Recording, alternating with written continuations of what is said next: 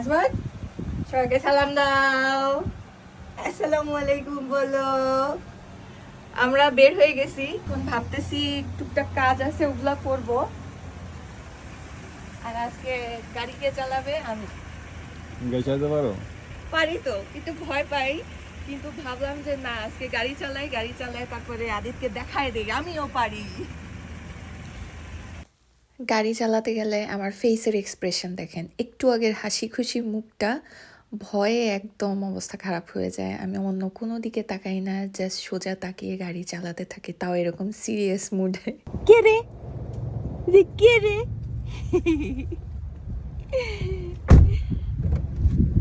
আমরা একটা ক্যাফেতে আসছি, এখন ভেতরে যাব, হালকা কিছু খাবো।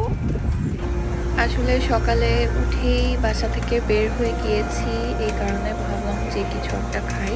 আমরা প্রায় এই কাজটা করি, বাইরে যদি কিছু করার থাকে, কোথাও যাওয়ার থাকে, চটজলদি করে বের হয়ে যাই, বাইরে হালকা কিছু খেয়ে নেই, আবার মাঝে মাঝে বাসা থেকে খেয়েও বের হই।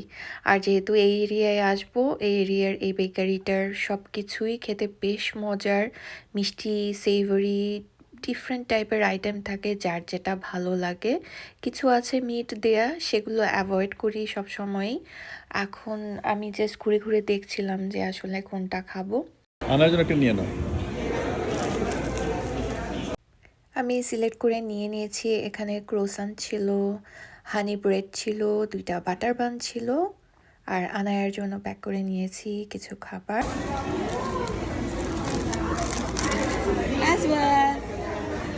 মানুষ দেখে, ইস কি খুশি।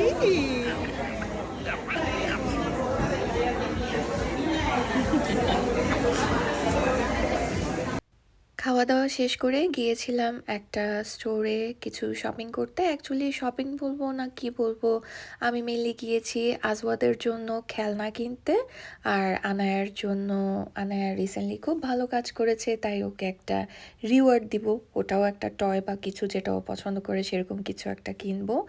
এই স্টোরটায় আগে প্রায়ই আসা হতো, কিন্তু এখন আর তেমন আসা হয় না। এখন যেহেতু হলিডে সিজন, তাই এখানে অনেক খেলনা এসেছে, সেই কারণেই এখানে এসেছি।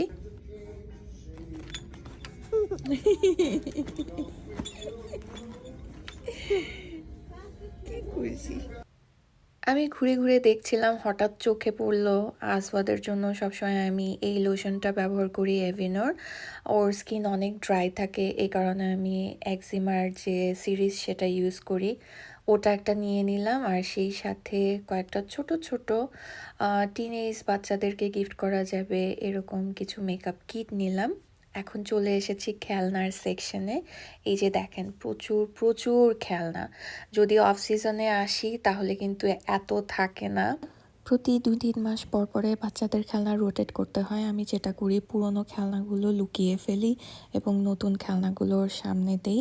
এরপরে যখন নতুনগুলো ওর কাছে 2-3 মাস পরে পুরনো হয়ে যায়, সেগুলো আমি লুকিয়ে আগের লুকোনোগুলো বের করে দিই। তো বাসায় আমার মনে হলো যে কিছু নতুন টয় দরকার, সেই কারণেই কিনতে আসা। আম এরপরে আমি কিছু বই দেখছিলাম। আজওয়াদ সবসময় বই টই অনেক পছন্দ করে। ওর নাইট টাইম রুটিনে বই পড়াও আছে, তাই আমি নতুন বই নিচ্ছিলাম।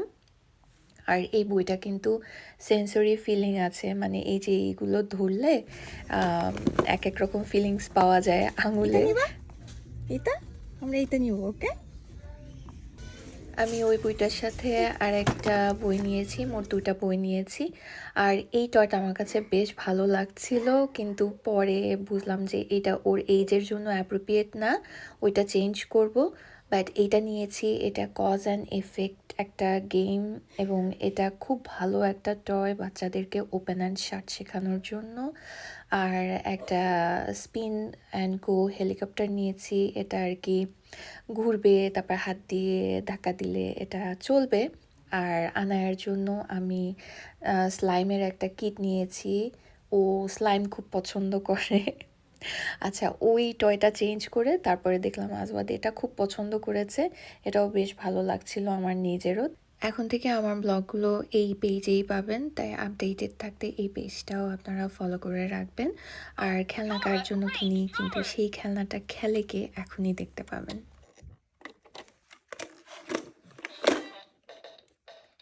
রে বেটা, এইদিকে খেলনা না, প্রতি খেলনার উল্টাবে, উল্টায় তারপরে খেলা শুরু করবে।